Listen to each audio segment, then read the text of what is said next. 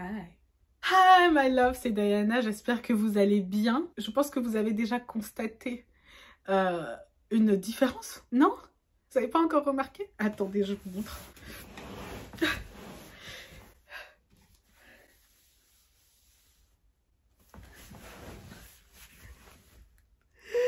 Eh oui! Je suis enceinte! Attendez, je suis enceinte de 9 mois! Je suis enceinte de 9 mois, j'accouche dans 3 semaines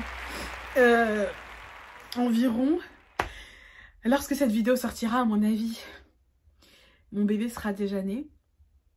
Et donc oui, that's a miracle. Même l'annonce de la grossesse de Beyoncé était moins spectaculaire. On est d'accord ou pas? Était plus attendue. Là, vraiment, on est sur de l'inattendu, sur du wow, sur du what the fuck. Ok, je suis... Ok.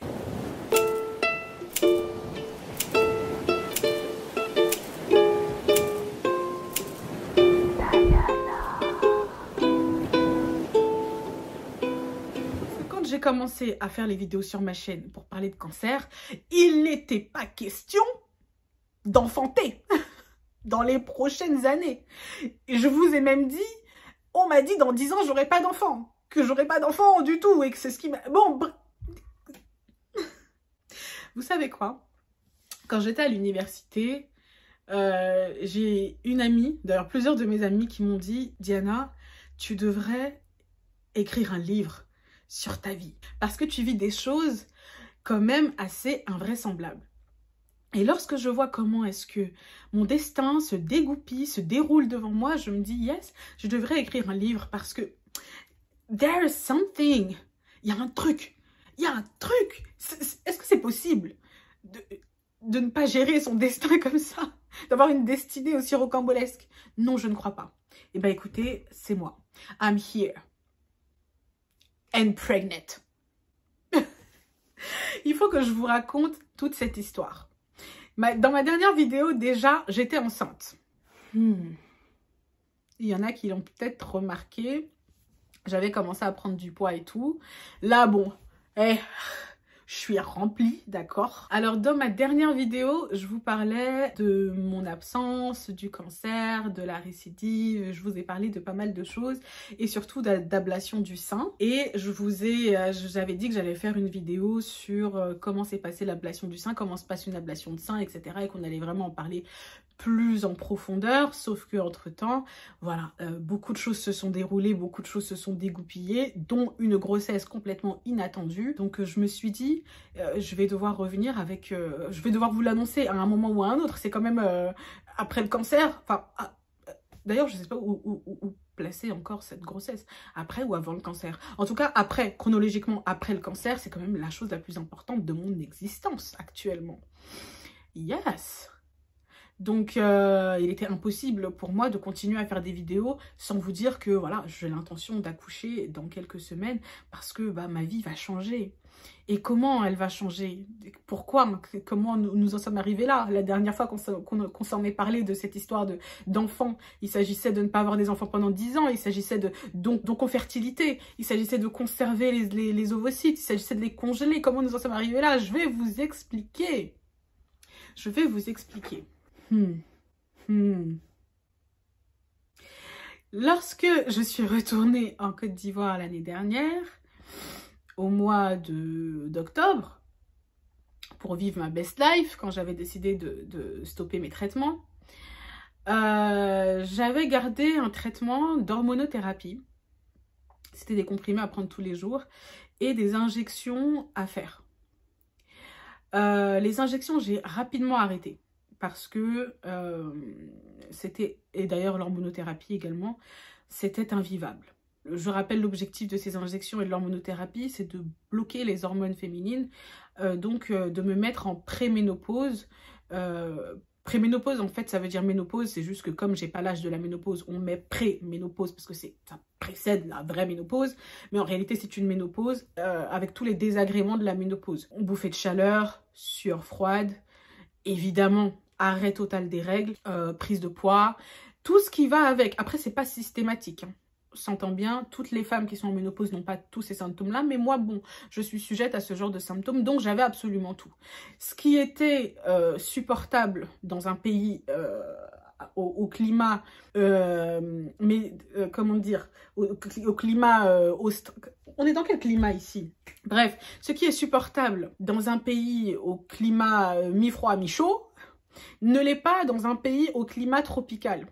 En Côte d'Ivoire, les bouffées de chaleur, non. Les sueurs froides, non. Ça ne va pas du tout. C'était devenu insupportable. Et en fait, le fait de ne pas dormir, de se réveiller 4 fois par nuit pour changer ses draps, parce qu'on a transpiré, etc., ça rend fou. Ça rend littéralement... Le manque de sommeil, le manque de confort à l'intérieur de soi, les bouffées de chaleur, ça rend dingue. Et je crois que je vous en ai parlé en plus. C'est vraiment un truc qui m'a rendu zinzin.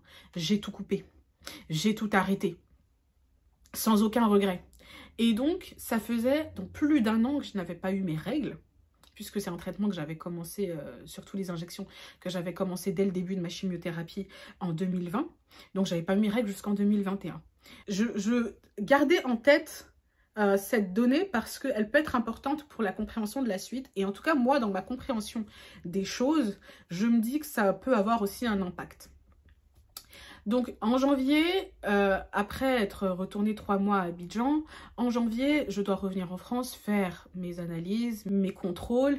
Et comme j'ai dit dans la vidéo précédente, voilà, il me déclare que la maladie a progressé et que j'ai maintenant des atteintes au niveau des ganglions. Donc je dois me faire opérer, etc. Ça, c'est le gros du tableau. De façon plus précise, lorsque je suis arrivée en janvier, mon premier rendez-vous, c'était un rendez-vous d'oncofertilité. Je rappelle, l'oncofertilité, c'est la préservation de la fertilité pendant les traitements du cancer. Ça consiste en pas grand-chose, hein. Congeler, préserver les ovocytes et faire des contrôles au niveau des ovaires pour savoir l'impact qu'a eu la chimio sur les ovaires. J'ai donc ce rendez-vous-là où je rencontre ma gynécologue qui me demande si je veux conserver mes ovocytes au frais. Yes, man, pourquoi pas? Donc, je confirme que je vais les garder au congélo. Et ensuite, on va me faire des analyses, des prises de sang et une échographie intra-utérine pour voir les effets de la chimio et des traitements sur ma fertilité. Effectivement, les traitements ont eu un impact sur ma fertilité. On se rend compte donc avec les prises de sang que je sais pas si c'est grâce aux prises de sang, en fait je sais pas trop exactement comment ça fonctionne, mais en tout cas on se rend compte que voilà, j'ai quand même perdu pas mal de ma capacité à enfanter. Et avec l'échographie intra-utérine, on va directement regarder au niveau des ovaires et compter un à un les ovocytes. Et donc pour une personne qui avait comme moi très fertile avant, qui était passée de 36, on va dire, j'avais une réserve de 36 œufs par mois, ovocytes par mois, ça veut dire 36 chances de tomber enceinte par mois. Là il en restait peut-être 11. Vraiment, la chimio a vraiment altéré ma fertilité. Et ma gynécologue me dit donc que oui, voilà, la chimio a eu un impact négatif sur ma fertilité, mais ça n'a pas tout annulé. En revanche, si je refais de la chimio derrière, je vais devoir refaire une conservation des ovocytes parce que la première n'a pas été très fructueuse. Je rappelle que la première fois qu'on m'a congelé les ovocytes, j'ai eu mes règles quelques jours avant, donc je pense qu'on a eu un peu de perte, il y avait une mauvaise visibilité, bref, ils n'ont pu conserver que 4 ovocytes, sachant que statistiquement, sur le nombre total d'ovocytes qui a préservé, généralement la moitié est viable, ce qui fait 2. Et généralement sur une FIV ou une PMA, les ovocytes qui donnent un bébé, c'est encore la moitié. Donc ce qui fait qu'en fait, j'ai 4 ovocytes congelés, mais en réalité un seul pourrait potentiellement donner un enfant. Donc on se dit, si on doit refaire de la chimio, il faudrait qu'on en reprélève d'autres pour les congeler avec les autres, comme ça on en aura plus. Bon, tout ça, ça reste de la théorie, puisque il n'est absolument pas prévu que je refasse de la chimiothérapie, n'est-ce pas? Mais comme le destin en a décidé autrement et que je me laisse littéralement guider, je dis à la dame, d'accord, c'est très bien, je vois mon médecin demain. À ce moment-là, je ne savais pas encore que j'allais me faire opérer et que j'avais une récidive ou quoi que ce soit. Enfin, pas une récidive, mais un développement. Je fais doucement avec le mot récidive parce que récidive, ça veut vraiment dire que genre, on a guéri et là, c'est revenu en force. Non, là, j'étais pas complètement guérie comme je l'explique dans ma dernière vidéo. C'est juste que, voilà, avec l'arrêt des traitements, ça a favorisé un peu le développement du cancer. Donc à ce moment-là, je ne le savais pas. C'était vraiment mon premier rendez-vous que j'ai eu lorsque je suis arrivée pour faire mes contrôles. Entre-temps, la gynécologue me fait une échographie intra-utérine qui consiste à mettre donc la sonde à l'intérieur de l'utérus pour regarder. D'accord? Moi, qui ai déjà fait des échographies intra-utérines, je sais à peu près à quoi m'attendre sur l'écran, puisque je regarde l'écran avec le médecin. Et je vois un rond. Je vois un rond noir, bien noir, avec, voilà, c'était un rond. J'ai vu un rond. D'accord, dans mon utérus. Le médecin qui me faisait l'échographie ne dit rien. Je crois que c'était un interne et qu'il était sous la houlette de ma vraie gynécologue. Tout le monde a vu le rond, personne n'a rien dit, on est passé à côté, on est parti compter mes ovocytes, tac tac, on a discuté, bam, j'ai remis ma culotte, tac, je suis partie. Personne n'a rien dit. Ce rond, au départ, moi je pensais que c'était peut-être un autre cancer. Et que sans confirmation vraiment médicale, sans les résultats des prises de sang, etc., on ne dirait rien. C'est quand même assez farfelu, je vous l'accorde, mais bon, loin, très loin de moi, l'idée de m'imaginer que ça puisse être un bébé, d'accord? C'est plus farfelu de se dire que je suis enceinte, parce que j'ai vu un rond sur un écran, alors que je suis pas médecin, que de se dire que c'est un cancer. Mais j'ai vu un rond. Et ça, très honnêtement, je me souviens très bien avoir vu un cercle. D'ailleurs, je vais vous mettre la photo de ce que j'ai vu. Donc, le lendemain, puisque tout s'est enchaîné très vite, je vais voir le médecin, on me fait une échographie, donc là, du coup, du sein et du truc, et là, on me dit, oui, voilà, la maladie a évolué, blablabla, il va falloir opérer. Moi, je dis, ok, si c'est pour me sauver la vie, let's go, on y va, il n'y a pas de souci. Pour cette opération, et parce que une échographie ne suffit pas à savoir les dégâts, entre guillemets, qu'il y a, on doit me faire un TEP scan. Est-ce que je vous ai déjà parlé du TEP scan ? Sans doute, mais pas dans les détails. Et je vais vous expliquer rapidement ce qu'est un TEP scan. Un TEP scanner, c'est le fait de scanner le corps entier dans le cadre d'un cancer, ce qui permet en fait de voir au niveau des os, au niveau des muscles et au niveau des organes. Ça, c'est vraiment un truc qui va scanner ton corps. En fait, c'est vraiment une découpe où on voit toutes les couches de ton être, tu vois. Les os, les muscles et les organes. Pour avoir une belle vision, une belle image, il faut se faire injecter un produit radioactif. Ce produit radioactif est complètement contre-indiqué avec la grossesse. C'est pourquoi, avant de faire un TEP scan, les femmes remplissent un questionnaire dans lequel on leur demande « Est-ce qu'il y a des possibilités que vous soyez enceinte ?» Évidemment, j'ai coché « Non ». Ensuite, on fait quand même, parce qu'on n'est pas sûr, une prise de sang. Une prise de sang où là, ça va calculer le taux de ECG, je crois. ECG, je sais plus. Ça calcule ton taux et là, ça te dit, voilà, selon la prise de sang, t'es enceinte ou t'es pas enceinte. Moi, je fais tout ça. Négatif. Je ne suis pas enceinte, je peux faire le TEP scan. Je fais le TEP scan, on voit que finalement, il n'y a qu'une atteinte ganglionnaire, il n'y a qu'un ganglion qui est malade plus le sein. Donc, on fait l'opération, ablation, tout ça, machin, machin. Je passe 3 jours à l'hôpital hospitalisé, opération qui dure plusieurs heures, anesthésie générale, tout se passe très bien. À la fin de l'opération, ma cicatrice est nickel, voilà, je décide de prendre mes clics et mes claques et de retourner en Côte d'Ivoire pour passer mon temps à guérir et à prendre soin de moi, et voilà, dans un environnement dans lequel je me sens bien, parce qu'il fait beau, parce qu'il fait chaud, parce que c'est aussi l'endroit où j'ai mon travail et que j'ai envie de rester active et ceci et cela, et parce que voilà, j'avais pas envie de prendre le temps de me morfondre sur ma situation, j'avais envie d'avancer. Sauf que les choses ne se passent pas comme prévu. J'arrive en Côte d'Ivoire et au bout de quelques semaines, je me rends compte que je suis un peu malade. Au départ, c'est une grosse fatigue, très grosse fatigue. Quelques maux de tête, pas de fièvre, attention, pas de fièvre. Donc là, je me dis, j'ai peut-être le palu, puisque je suis sujette au paludisme, que j'attrape le paludisme tous les 4 matins. Et que, en plus, je suis en Côte d'Ivoire, je viens de revenir, j'ai fait une opération. Je me dis, je suis peut-être un peu plus fragile. Donc, je vais à la pharmacie. en me disant c'est certainement le chikungunya, la malaria, le paludisme. Dans ma tête, c'était ça. Et c'est pas ça. Donc, pas la peine de prendre les médicaments qui vont avec. Enfin, pas la peine. J'ai quand même pris des médicaments en me disant, bon, il faut quand même que je me sente mieux, mais ça passe pas. Ensuite, je me dis, c'est peut-être une infection due à mon opération. Le problème, c'est qu'on m'avait bien précisé que une infection, ça donnait une forte fièvre que j'avais pas et que ça allait se voir au niveau de la cicatrice, en fait. Parce qu'il faut quand même se dire comment enlever des ganglions. Les ganglions lymphatiques, c'est littéralement ce qui nous protège des maladies, en fait. Et j'avais aucune douleur, la cicatrice était nickel. Donc là, je porte une prothèse, mais si j'enlève la prothèse, vraiment, genre, c'est plat et il y a une belle ligne comme ça, une belle cicatrice bien nette, bien truc et tout. Elle était, mais propre. Je trouvais même que pour une opération qui avait eu lieu 10 jours avant, elle était, mais nickel. Moi, j'ai la chance de cicatriser super bien. Donc, je me suis dit, ça peut pas être ça. Puis, je vais pas m'inquiéter pour rien, voilà. Et là, je commence à me souvenir de ce petit rond-là que j'avais vu sur l'écran au moment où j'étais partie voir ma gynécologue.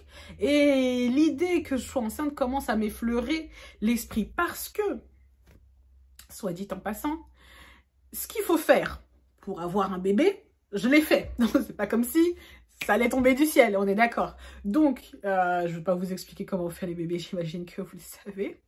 Mais voilà, il était possible, que ce n'était pas impossible, en tout cas, théoriquement, c'était pas impossible, théoriquement. Donc, je me dis, ok, ce serait surprenant quand même. Et là, je commence à vérifier les symptômes. Alors, les symptômes que j'ai eus, c'était une grosse fatigue. Vomissements, diarrhée, désolée pour les détails. J'avais des vertiges, j'avais des nausées. Excusez-moi, mais ce sont les symptômes de la grossesse. Il n'y a pas de doute. Tout ça sans fièvre, même si je sais qu'il y a des femmes qui ont de la fièvre, etc. D'ailleurs, il y a des femmes qui sont très très malades. Mais moi, j'ai vraiment eu les symptômes classiques, quoi. Je commence à en parler autour de moi, à ma soeur, à mes meilleures amies et tout, qui me disent « Diana, c'est impossible. Les médecins ne t'auraient pas opéré si tu étais enceinte. On ne t'aurait pas fait de scanner si tu étais enceinte. On n'aurait pas fait ci et ça si tu étais enceinte. C'est impossible. En plus, j'avais fait un test de grossesse. C'est impossible. C'était impossible. » Je me suis bercée de cette idée pendant des jours et des jours, en me disant c'est vrai que c'est impossible, c'est vrai que c'est gros, c'est vrai que c'est bizarre. Mais étant toujours aussi malade de jour en jour, je me suis dit il faut quand même que je vérifie. Et donc j'achète un test de grossesse. À peine mon urine touche la bande que le machin s'illumine comme un sapin de Noël. Des lumières, des phares, des trucs.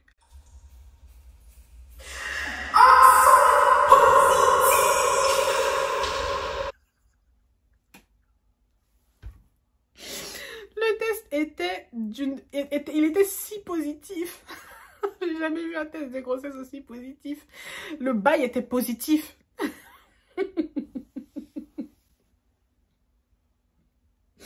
Le truc était positif. Donc là, je me suis dit, c'est quand même assez compliqué. J'étais choquée. J'étais choquée. Alors, il faut se dire, j'avoue qu'au moment où je faisais le test, j'étais comme ça. Putain, faites qu'il soit négatif. Putain, faites qu'il soit négatif. Putain, faites qu'il soit négatif. Positif. J'étais c'est bon. C'est bon, de toute façon, c'est mon lot quotidien. Les trucs inattendus, le destin, le karma, je sais pas ce que j'ai fait.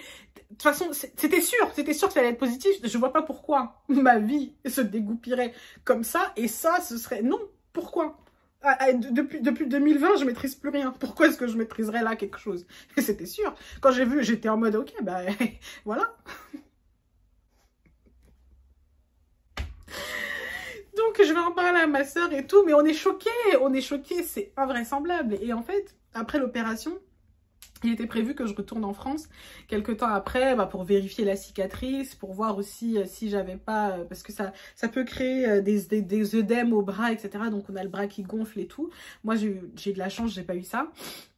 Mais voilà, de toute façon, il était prévu que je retourne en France après ma convalescence pour savoir comment est-ce qu'on allait poursuivre les traitements. Donc, Pardon. Les remontées. Je suis enceinte. Mais oui, je suis enceinte. Donc, je suis enceinte. Je suis là maintenant, je le sais. Qu'est-ce que vous voulez que je fasse? Je suis enceinte. Je suis là. Je suis en mode, ok. Genre ok, genre ok. Et puis je me dis, est-ce que je vais pouvoir le garder? C'est ce que je me suis dit après. Je me suis dit, est-ce que je vais pouvoir le garder? Est-ce qu'avec tout ce que j'ai vécu, est-ce qu'avec mon corps qui est littéralement radioactif après l'opération que j'ai subie, est-ce que c'est un bébé viable? Et je me disais que bah, j'attendrais de voir les médecins de toute façon pour savoir s'ils allaient me dire, voilà, vous pouvez ou non. Donc je retourne en France quelques temps après. Et je vois le médecin et le médecin m'ausculte, me dit que ma cicatrice est nickel, que la cicatrisation est parfaite, que tout se passe très bien. Et là, il me dit que voilà, les médecins se sont réunis et ont décidé de me faire refaire de la chimio. Ça a été un coup dur, dans la mesure où le médecin ne savait pas encore que j'étais enceinte, mais j'avais pas envie de refaire de la chimio. Vraiment, la chimio, au-delà des effets secondaires, c'est un game entier, c'est une atmosphère, c'est tout un truc qui peut être particulièrement traumatisant. Moi, j'ai vu des choses en chimio, j'ai vu des gens dans des états, etc. C'est vraiment quelque chose, on n'a pas envie d'y passer sa vie, quoi. Donc, j'étais pas contente. Puis ils me parlent de radiothérapie, mais ils disent que ben voilà, les médecins ne savaient pas trop. Certains médecins n'étaient pas d'accord pour me refaire faire de la chimio. Je l'explique dans ma précédente vidéo. D'autres étaient plus pour me faire de la radiothérapie, etc. Donc là, je fonds en larmes devant le médecin et je lui dis en fait, monsieur, voilà, je dois vous dire, j'ai découvert que j'étais enceinte. C'était complètement imprévu. Je pensais que c'était pas possible. On m'avait dit que je pouvais pas, mais je le suis. Et là, le médecin qui me voit fondre en larmes, il me dit, mais mademoiselle, c'est pas grave. Mais réjouissez-vous. Let's be happy. Il me tend un mouchoir et il me dit, vous savez, aujourd'hui, il est tout à fait possible de faire de la chimiothérapie avec un bébé dans le bide. La médecine a évolué, mademoiselle. Ne pleurez pas. Tenez une ordonnance. Allez vérifier de combien de temps vous êtes enceinte. Et puis on se revoit plus tard. Du coup, moi, je sors un peu chamboulée, un peu secouée, parce qu'ils m'ont clairement secouée. Mais je me dis, bon, voilà, il y a de l'espoir, en fait. Il y a de l'espoir. Donc, je prends cette ordonnance, je vais voir le médecin. L'objectif était surtout de vérifier s'il y avait une activité cardiaque. Donc, je vais voir le médecin, et le médecin me dit, voilà, il y a une activité cardiaque, vous êtes enceinte de 2 mois.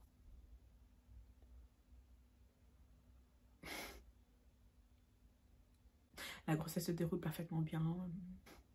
Écoutez, allez-y, madame. Là, alors que jusqu'à maintenant, tout ça n'était qu'une situation, c'est devenu un bébé. D'accord? On n'était plus sur une situation... je prends un ton un peu solennel parce que finalement, je revis un peu toutes les émotions. Mais on était sur une situation et là, on est sur un bébé, genre... Incroyable. Écoutez, la vidéo a duré déjà tellement longtemps que je pense que je vais vous faire une partie 2. Parce que sinon, ça va durer 4 ans. Bah oui, de toute façon, il faut que je vous raconte la suite. Mais il est possible que je fasse une partie 2.